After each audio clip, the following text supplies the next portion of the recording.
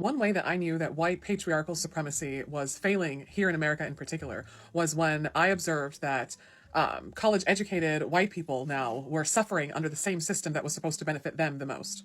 See, we didn't have a student loan debt crisis until college educated white graduates could no longer pay their student loans. We didn't have a housing crisis until college educated white people could no longer afford a starter home or the mortgage or the interest rate for a starter home or family home, etc. All of those things, student loan debt, being unable to find work after graduating from college despite being qualified, being unable to afford a nice home or property for your family to build wealth and to build status through inheritance and passing down and whatnot. All of those things have long been challenges for Black people. So over the years, there's been different narrative about Black people and what they do and what not, right? I've seen a lot of people come on social media to really talk about, the Black history, try to water it down, and try to also gaslight Black people or talk about how these people behave and how these people do not behave. There are just so many people who has made random things and say so many things about people of color and you guys.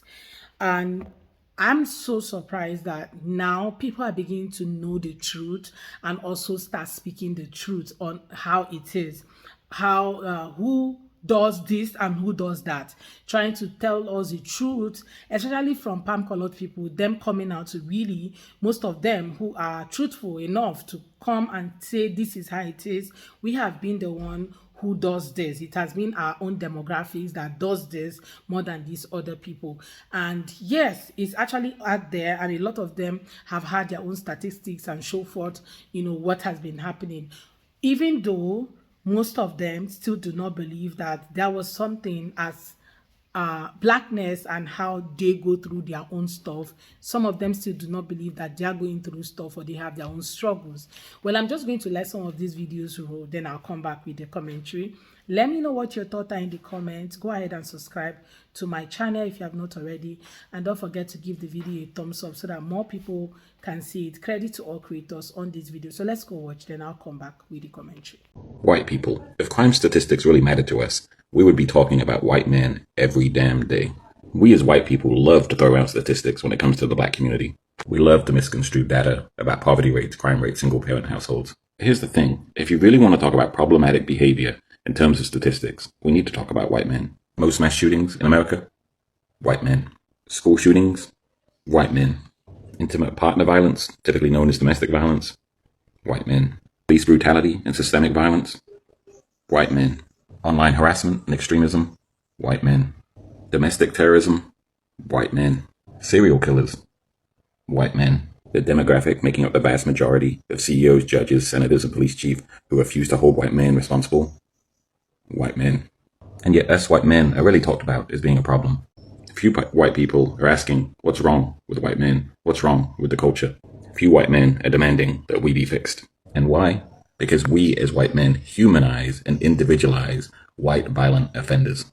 And it's time to flip the script. To shame and blame, because I know white males are incredibly fragile when it comes to that, but instead to name what's really going on and who continues to be protected and not held accountable because of selective storytelling. I hope this helps. One of the things that I truly honestly despise about white supremacy and white supremacist institutions and societies like America is that white supremacy gives all white people a sense of credibility. It gives them credence and it gives them identity, right?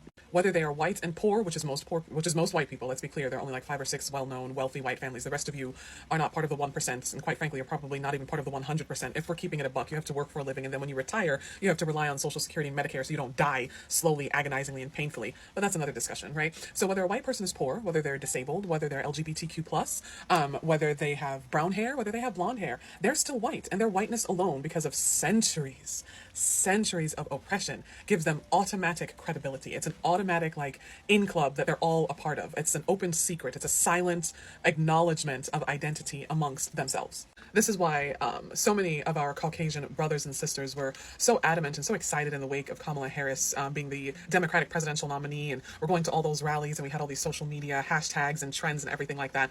The silent agreement among most white people was that, yeah, we're going to smile and, ooh, yeah, we're so excited, yeah, but when we get in that voting booth, we need to lock in, okay? Because what white people won't openly admit is that in their minds, answering to a white fascist dictator like Trump is just a small price to pay for answering to someone who is in power who is still white. At the end of the day, losing their jobs, losing their health care, losing their social safety net, losing their footing, losing all their grounding, losing their families, their homes, their ability to eat, etc. Those are all just small prices to pay because most white people are quite content being oppressed if they're being oppressed by another white person. And if you don't believe me, look to two sources. One, the data from the exit polls breaking down who voted for Trump by race and by gender. And two, again, the same data from the exit polls looking at the number of college-educated white women who voted for Trump. College-educated white women who, by and large, pursue liberal arts and social science degrees, where they spend 4 years minimum talking about oppressive systems and institutions. So they should really know better. Not my laundry buzzer going off while I'm talking. Anyway, that's what I truly hate about white supremacy. It's an automatic in club, and everyone else is left out of it. That's why we don't celebrate like White History Month or what have you, is because whiteness is based on what you're not, as opposed to just a celebration of culture and traditions and survival in the face of certain autocratic regimes or the face of enslavement or Jim Crow laws or whatever.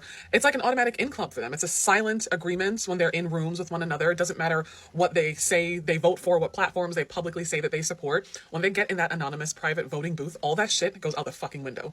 Systemic institutionalized white supremacy is the sole reason why a country like America is simultaneously the wealthiest country in the world and simultaneously does not have any federal widespread social safety nets for its citizens, and the few social safety nets that are available, called entitlements, that we have to wait until old age to receive, are on the chopping block every single time a Republican comes into power. That is why we have countries who are communist countries, countries that are socialist, countries that don't touch America's GDP or military power or might, and yet their citizens have better qualities of life than America does. White supremacy is the reason why that is. White people who survived the first Trump administration looked around and said, my suffering is A-okay with me if black people are suffering too, if brown people and non-black people of color and immigrants are suffering too, right? Watching all those people being deported and having their heads shaved and being publicly dehumanized and sent off to God knows where to probably never be seen again, while white people are here sitting here wondering how they're going to pay their bills now that the government agency they worked for no longer exists and the Medicare and the Social Security they live off of will soon no longer exist. That is A-okay with them. They will walk right into the gulag. They will walk right into the human concentration camps voluntarily, willingly, might I add, happily, if it means that the person running the concentration camp is another white person. They're okay with being oppressed. History has shown us this. The fact that there are still monarchies in European countries tells us this. Data from exit polls tells us this. It is just a small price to pay. That's why we can't get through to them with messaging or with statistics or with facts or with logical arguments. Nothing will get through to them because they don't want to be gotten through to. That's just it. So leave them. Leave them to suffer. And quite frankly, I'm beginning to agree with the Democrats and their kind of hands-off approach, because this cycle happens every single time, right? Republicans come in, slash funding to every fucking thing that's not war or business related, increase taxes on everyone except billionaires, and then the economy is in shite. Everything's a fucking mess. People become tired and elect a Democrat. A Democrat comes in, fixes the problem, and then institutes public policy that would positively impact everyone, including people who are not white, and put not white people in power. The same white people who are suffering under the Republican president now turn on the Democratic leadership, vote in another Republican, and then demand that Democrats turn around and save them. Like, lather, rinse, repeat is literally what that cycle is. So I agree with the Democrats. Hands off. Give the people exactly what they want. After all, who are we to argue with the will of tens of millions of Americans? At this stage, let America get exactly what America wants. That's all we can do. Thank you for coming to my TED Talk. One way that I knew that white patriarchal supremacy was failing here in America in particular was when I observed that college-educated white people now were suffering under the same system that was supposed to benefit them the most. See, we didn't have a student loan debt crisis until college-educated white graduates could no longer pay their student loans. We didn't have a housing crisis until college-educated white people could no longer afford a starter home or the mortgage or the interest rate for a starter home or family home, etc. All of those things, student loan debt, being unable to find work after graduating from college despite being qualified, being unable to afford a nice home or property for your family to build wealth and to build status through inheritance and passing down and whatnot. All of those things have long been challenges for Black people and for people of color, even with all of our college degrees, our certificates, our etc., etc. But it didn't all become a crisis until college-educated white people started to suffer. And if you really want to sweat thinking about this, poor white people who are especially disingenuous as being like some of the largest demographic of Trump-supporting Republicans were this one suffering the most under the same white patriarchal supremacist system. The fuck was that? Anyway, the ancestors are just agreeing with what I'm saying, basically. But poor white people, being so disingenuous and being the largest subgroup of Trump supporting Republican voters, were sitting here suffering as impoverished Americans without access to college education and upward mobility and whatnot. And we're still upholding and enforcing through violence the systems of white patriarchal supremacy. As I've said previously, white patriarchal supremacy was always destined to fail because it was built on a system of privilege, and who can access that privilege was always going to be a changing definition. So white gentry could access it by virtue of birth, by virtue of their wealth and nobility status at birth, by virtue of the family that they were born into. Then it had to change to accommodate white men who were not born into the gentry, who were not born into land-owning, wealthy, powerful families. Then it had to change to accommodate white men who were not Protestant. Then it had to change to accommodate white women. Then it had to change to accommodate white people. Then it had to change to accommodate foreign people of color. It had to change to accommodate biracial and mixed race people, etc., etc. That privilege was always a changing definition by virtue of human action and human action over time. It was always going to change, and thus was always going to fail. Why we have neo-Nazism and why we have fascism and Proud Boys and Oath Keepers and all this shit popping up now is because now white people are being subjected to the systemic institutionalized violence that black people and people of color were always subjected to. Right? But the white patriarchal supremacy being the self-eating snake it was really only a matter of time before the definition of who is privileged in America would change. So now that the definition of who has access to power, who has access to college education, who has access to home ownership, who has access to upward economic and financial mobility has changed and has varied to include wider groups of people, now the self-eating snake has to adjust how it eats and how it subjugates and oppresses. And so it turns to a wider, bigger population, a bigger demographic of people to subjugate and oppress, and who else is left but other white people? Because black people have already been subjugated and oppressed. Non-black people of color have already been subjugated and oppressed. Please see Native Americans. Non-black people of color who are foreigners have already been subjugated and oppressed. So the snake looks around like, well, I've eaten all of these people. I've conquered all of these people. Who else is next? Because I'm hungry. I still have to eat. I am a snake. I am a viper. I still have to eat. I still have to consume in order to stay alive. And if now college-educated middle-class white people are all that's left, they're going to be consumed as well. Too bad, so sad. It was unheard of that a college-educated white person couldn't find a good job after graduating from university. That was the whole point of getting a college degree.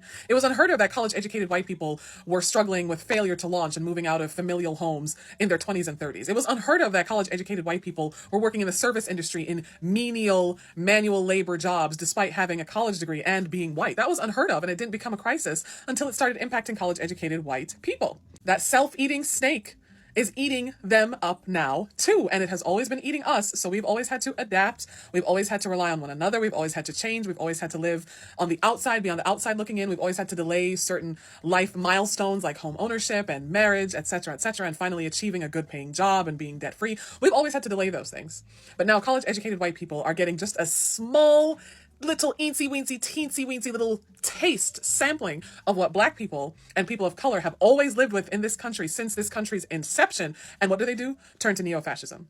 They turn to white supremacy. They turn to neo-Nazism. What did I say a while back? Poor white people who are Republican Trump supporting voters are extremely disingenuous because they're upholding a system that oppresses them too. They know that and they don't give a fuck. What they're hoping is that the self-eating snake will stop eating them and turn on the rest of us instead. Thank you for coming to my TED Talk. A racist's happiness is hinged on black people's pain. That's why they have to be where we are. They're extracting. If you hate me so much, if I'm so inferior, why are you in my comment section? Why are you drawn to me? You know, sometimes jealousy gets so big that it turns into hate. You don't hate black people. You're jealous of black people. And you need to come to terms with that fact. I've never seen so many racist comments under a comment section in my entire life until today. Every single video of black students graduating, the comment sections are filled with the most incredible racism. It's funny. It's not even sad. Y'all are some losers. Imagine that I hate you so much that I come to your sports games and I shout obscenities at you from the bleachers. I know that there are a lot of young black people that still have like a visceral reaction to racism because it's something that they've never had to really experience in this capacity. But I grew up in the 90s. Right? And after a while, you just kind of realize how ridiculous racism is to the point where you don't even react to it. It's nonsense. It's nonsense. Every time I come across a black person who posted a video of themselves graduating, I always come into the comment section and say, delete and block these people. Delete and block these people. They are extracting from you. If you come across a video of a black person graduating, dancing, black people celebrating their accomplishments, please offer your words of encouragement. Drown out the hate with as much love as you can muster. I have made this a full-time job for the past couple of weeks now. Even if it's just a simple congrats, I wish you the best in your academic endeavors. We need to bring back community power. Somebody in the comment section said racists are so mad at black people because they have had every advantage and yet have only made it as far as minimum wage. Yeah, that about explains it. I mean, I want you to put yourself in white people's shoes just for a second. You're in a race, right? And in that race, you are the closest to the finish line while everybody else is still at the very start. And yet you still lose the race somehow. So of course you're going to be looking for reasons to justify your loss. And you're also going to be looking to other people to give you those reasons as well. And to conceal the fact that the race was rigged from the very beginning, they're going to tell you that it was black people's fault. They must have been wearing special shoes. When in reality, black people are just smart. And I'm not saying that we're any smarter than you. What I'm saying is that black people aren't held back by the things that make you stupid. Like, if racism wasn't your defining characteristic, you might be smart. You might be able to do the same things we've been able to do in 400 years. Instead of just being smarter, you've made up reasons and you've made justifications for why black people are innately dumber. You know, I used to be jealous of the freedom that white people have. The freedom to travel, the freedom to just be themselves and be considered an individual and not be grouped in with the entirety of their race. But I'm not anymore. Nope. A lot of white people are slaves mentally. So yeah, I like being black. It's really good that a lot of these people are calling out their own. Okay, you know, if it was like maybe a person of color that is calling out a palm colored person, you guys already know what it will be. Everybody has been trying to call out these people for their BS over the years and all that they've been doing, but somehow it looks like we're pouring water on a rock because they kind of don't understand, okay, what people of color has been going through. Take a look at what the scenario that sister painted, how before now there was a time where everybody was just equal and nobody was getting, at a point palm colored people were not getting student loans, they were not able to go to school, get jobs and all of that. So they decided, the system started creating avenue for them to be able to get these jobs, for them to be able to get student loans, to go to school without going through a lot of stress and all that, to provide the finances for them. Even though they're not going to make it free, they just find a way to make everything, life easier for them. Okay, and for them to do that, every other person enjoys whatever thing they're doing, and that's how student loan came about. You guys remember when I talked about white privilege? This might just be one of those things I was talking about. There are just so many things that your can actually give you, okay, and why these other people can actually give, but it seems that always gets the highest